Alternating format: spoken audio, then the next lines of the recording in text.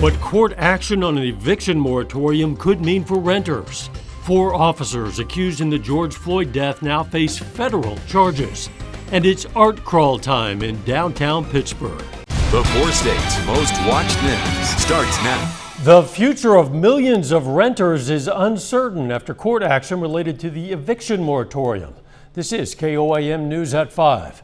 A district court in Washington, D.C. ruled this week that the CDC exceeded its authority when implementing a nationwide eviction moratorium.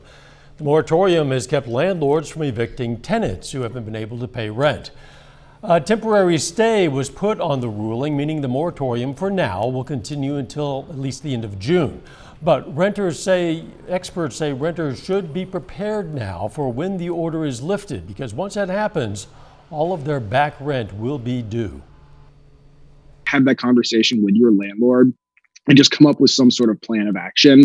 I think, yes, landlords are going to want to get their money back, but most people are human. I mean, everyone's human, but most people are going to understand what you're going through because they've been dealing with financial difficulties too. Tonight at 6, we're going to hear about some other tips and some programs that could help people who have back rent. It's art crawl time in Pittsburgh. The usual art walk schedule for spring was canceled because of the pandemic. And as an alternative, the Pittsburgh Art Walk Committee organized this week-long event so people could support local artists while still practicing social distancing. When patrons are walking up and down the streets, they see the art displayed in the windows, and then they look inside the windows and want to know what's going on in here. So it gives us an opportunity to help out some local artists by helping exhibiting their work, and then those patrons come in and we're able to let them know what we do inside the store here. In addition to the physical artwork, businesses participating in the art crawl display QR codes outside windows linking to songs from local musicians. The Pittsburgh Art Crawl wraps up tomorrow at 5. Doug Heady joined us now. I guess it's been kind of some hit and miss weather with the showers out there, Doug. Yeah, we've had on and off light little showers across the region over the past few hours, kind of developing on the Kansas side this morning, working through, and then additional ones now trying to get going across northeastern Oklahoma and the northwestern parts of Arkansas. Very weak little wave that is coming out with this main system that is still back toward the west. Also thunderstorms out across the panhandles of Oklahoma and Texas. Those will try to work toward us late tonight as well. So we got to watch all of these, but nothing strong, nothing severe for us during the evening into the overnight hours. Look at our warm front. This is why we're getting these storms. You can see the wind shift line in our southwestern parts of the viewing area. And we're going to have these hit and miss little showers as we go through the rest of the evening hours and then into the overnight hours for us tonight. Even a severe threat as we head into the weekend. So, of course, we're going to break this all down for you here in just a bit. All right, we'll catch you then. Thanks. The 4 former Minneapolis police officers involved in the arrest and death of George Floyd now face federal charges. A 3-count federal indictment was unsealed today, charging the men with willfully violating Floyd's civil rights. Reporter Michael George has more. Former Minneapolis police officer Derek Chauvin has now been indicted by a federal grand jury just weeks after being convicted on state charges for the murder of George Floyd. The 3-count federal indictment accuses Chauvin and 3 other former officers, Thomas Lane, Jay King, and Tu Tao, of violating Floyd's civil rights. Count 1 alleges Chauvin used unreasonable force. New York Law School professor Rebecca ROIPHE explains this means Chauvin now faces another trial, this time federal, with a new jury. It alleges that the officers violated George Floyd's civil rights, meaning that they interfered with his constitutional rights. Here, the right to be free from an unreasonable seizure, which also involves the right to be free from an unreasonable use of force. Tao and King were charged in connection with failing to intervene to stop Chauvin while he knelt on Floyd's neck. Chauvin is also facing a second federal indictment, this one for an incident in September of 2017. He's accused of holding his knee on the neck and back of a handcuffed 14-year-old for 17 minutes. Floyd family attorney Ben Crump responded in a statement, quote, "We're encouraged by these charges and eager to see continued justice in this historic case that will impact black citizens and all Americans for generations to come." ROIPHE says being charged federally after a state conviction is unusual, but it's a sign the federal government wants to make sure Chauvin and the other defendants face consequences. After this year of reckoning with racial justice issues, the federal government, especially under Biden, wants to make a clear statement about its stance with regard to police brutality. All four also face charges for failure to provide Floyd with medical care. Michael George, CBS News, New York. Chauvin's sentencing for murder and manslaughter is set for next month. The other three former officers are expected to face their state criminal trial this summer. Secretary of Homeland Security Alejandro Mayorkas and a congressional delegation today toured Adana, Texas migrant processing facility as the Biden administration touts progress at the southern border. U.S. Customs and Border Protection had more than 5,000 unaccompanied minors in custody back in March, and that number is now down to a few hundred. Still, nearly 22,000 unaccompanied minors are currently being housed by the Department of Health and Human Services. Space watchers will keep their eyes to the sky this weekend as debris from a Chinese rocket is expected to come crashing back to Earth. China's powerful Long March 5B rocket is out of control after blasting off last month.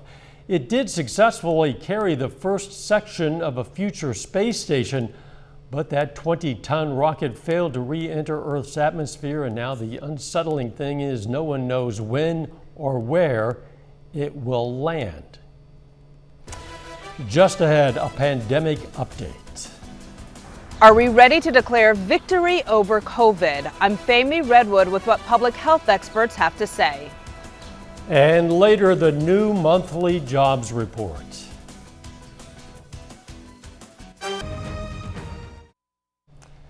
With COVID restrictions lifting across many states, health experts are concerned about declining vaccinations and circulating variants.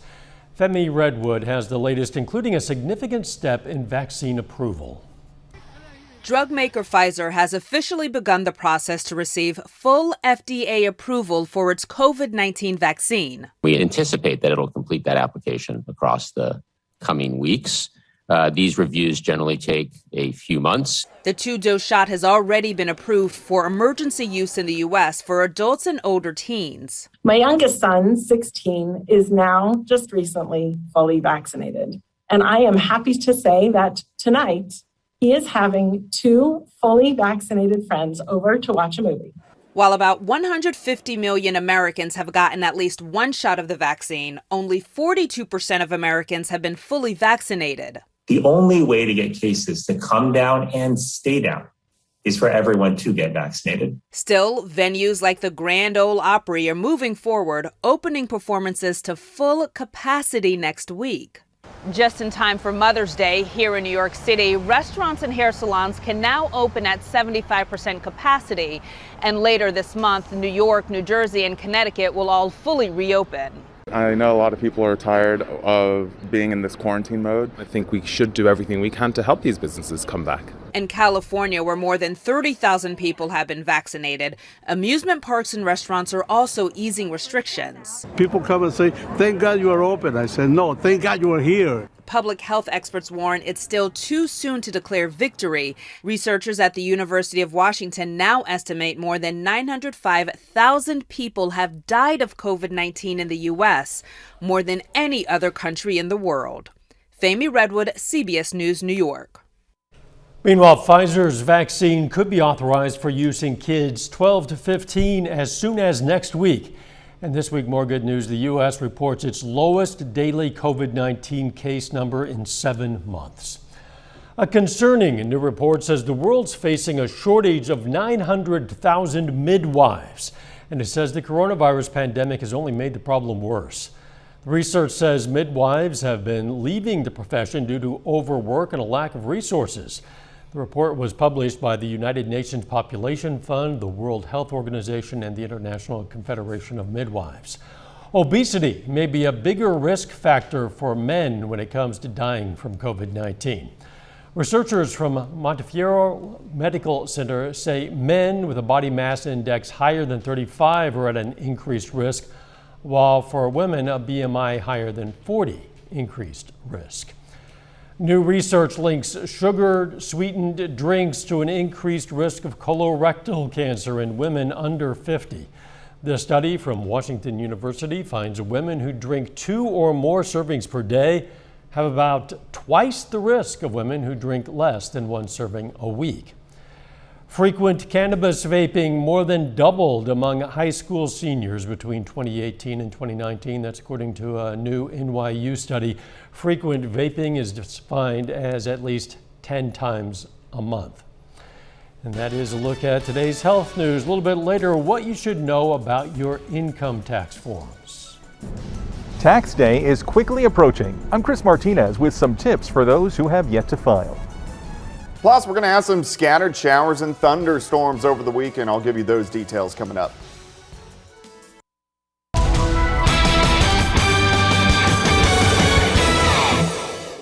Well, we've had some scattered showers, even a few scattered thunder showers throughout the afternoon hours, but majority of these have been on the light side, but continue to push through, and we'll continue to have some on and off as we go through the evening hours. These kind of got going during the morning hours on the Kansas and the Oklahoma side, and then kind of pushed into Missouri. And then over the past couple hours, we've had some additional ones which have popped up northeastern Oklahoma and then also into northwest Arkansas. And you can see these little scattered thunder showers across the region. Even some of these have contained some very small hail, and we can't rule that out as we go through the evening hours. You can see the northern half of the region pretty much dry right now, so let's go ahead and zoom in. You can see a couple little thunder showers in Ottawa County, so just to the west of Miami and also Commerce, and then we can actually track a little bit farther toward the south.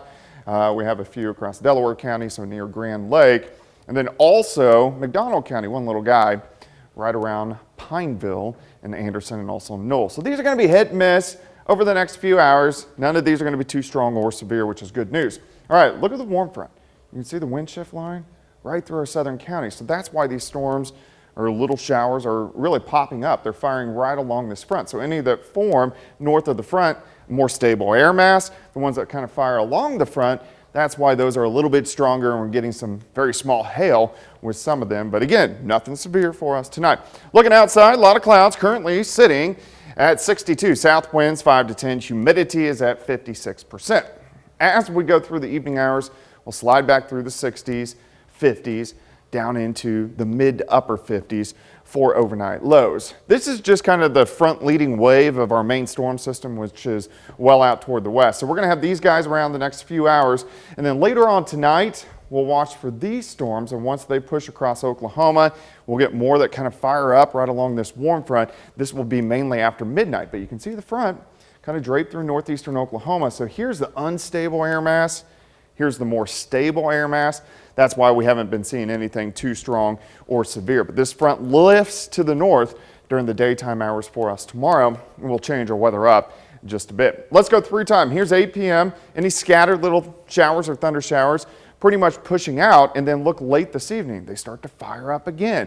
So a few little thunderstorms, mainly in southwestern Missouri, kind of from Fort Scott, Nevada, Stockton Lake, back toward Branson. These will kind of push east late tonight into tomorrow morning. We could have a few random showers during the morning hours, and then we start to warm up as we go through the day. We get southerly winds, that front lifts north. I think most of us are going to soar to 80, 81 degrees during the afternoon. So it's going to be a pretty warm day, 75 by noon. We should be dry. Thunderstorms develop central Kansas tomorrow evening. These are mainly going to stay to our north, but a few of these could kind of skirt our northern counties. And some of those could be strong, possibly severe. You can see where our main threat is. Our northern counties, as we go into tomorrow evening and tomorrow night, 9 p.m. to 4 a.m., not really worried about this at this time, but of course we're going to evaluate it, watch it, see how it looks during the daytime hours tomorrow. 81 tomorrow, 70 on Mother's Day. Showers kind of sticking around all the way through the middle of next week. So what I'm hearing is I can have my fire pit tomorrow. You can have your fire pit tomorrow, but we need to watch it after midnight. Oh, it'll be out by then. Okay. Thanks. I'm an old guy. Thanks. Just had changes in your tax returns. First, we recognize a local veteran of the Korean War. Neosho native Bruce Salzman served in the U.S. Air Force in 1953 and 54. The Neosho native was part of a bombing unit with the U.S. Air Force. Staff Sergeant Bruce Salzman, a four-state hero. Loosen your tie up. Topping Consumer Watch, a disappointing April jobs report. The U.S. still has more than 8 million fewer jobs now than it did at the start of the pandemic. We're still digging out of an economic collapse that cost us 22 million jobs. The Labor Department reported 266,000 new jobs last month, far below the 1 million jobs that some economists expected, and the unemployment rate is still above 6%. Tax day is usually on April 15th, but this year it's been extended to May 17th because of the pandemic, and there are changes taxpayers should be aware of. Chris Martinez reports. Procrastinators who've waited to fill out those IRS forms should wait no longer. My first tip would be if you've not filed your tax return, you probably need to do that as soon as possible. Mark Stieber from Jackson Hewitt says that's because many people may be owed more stimulus money. If you did not get all of your money for a dependent, or because the rules changed, or perhaps you share custody, or perhaps you had a new baby, those would not have already been paid to you. You will have to ask for that money on your 2020 tax return. People who lost jobs last year should know unemployment benefits are taxable, but most Americans will get a break on some of that money. The first $10,200 of unemployment benefits that you received in 2020 is not going to be taxable at the federal level. That's for folks who make up to $150,000. Millions with jobs were forced to leave the office and work remotely. However, claiming home office expenses is mostly reserved for people who own their own business. If you're working at home out of an abundance of caution or for the convenience of your employer, or just because your office is closed, you do not qualify for the home office deduction. The pandemic has slowed the government's ability to process claims. The fastest way to get a refund is to file electronically. The IRS now offers free e-filing software to people making less than $72,000 a year. Chris Martinez, CBS News, Los Angeles. For those who have filed, you can check the status of your tax refund at irs.gov. Dollar stores reign supreme amid the pandemic. $3 store chains make up almost half of new stores opening in the U.S. this year. According to the latest figures from Coresight Research, Dollar General, Dollar Tree, and Family Dollar make up about 45% of the nearly 3,600 store openings the large retail chains in the U.S. have announced so far this year. New York Attorney General Letitia James says the country's biggest internet service providers were behind a scheme to submit millions of fake comments to the FCC. James says an industry group paid for a campaign supporting the agency's 2017 repeal of its net neutrality rules. The group generated 8.5 million comments to send to the FCC, often using the names of real people, both dead and alive. 3 have been fined a total of $4.4 million. Final check of the weather is next.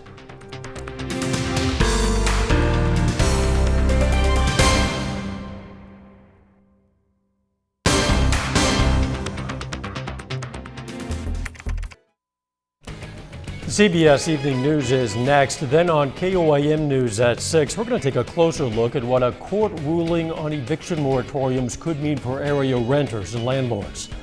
Plus, a medical marijuana bill advances in the Kansas legislature. And in our staycation series, we're going to visit Harbor Village at Grand Lake. Stay with us for the CBS Evening News and then KOAM News at 6. Crocs is donating 50,000 pairs of shoes to healthcare workers. Says it'll give away 10,000 a day, Monday through Friday of next week. The Crocs at Work line features several slip-resistant options designed specifically for nurses. Last year, Crocs says it donated more than 860,000 pairs of shoes to frontline workers. Nurses and other healthcare professionals spend a lot of time on their feet. They definitely do. Shoes. Some rain chances in the days ahead. Yeah, we're going to have some scattered little thunder showers throughout the evening hours that will pass through. And then more thunderstorms popping up tonight after midnight, especially in our northeastern counties into tomorrow morning. I really think most of tomorrow's dry, 81, and then we'll start to see some scattered thunderstorms again tomorrow night into Sunday morning. Thanks for joining us. CBS Evening News is next. And of course, we're going to be right back here for KOAM News at 6. We'll see you then. In the meantime, let's take care of ourselves and each other.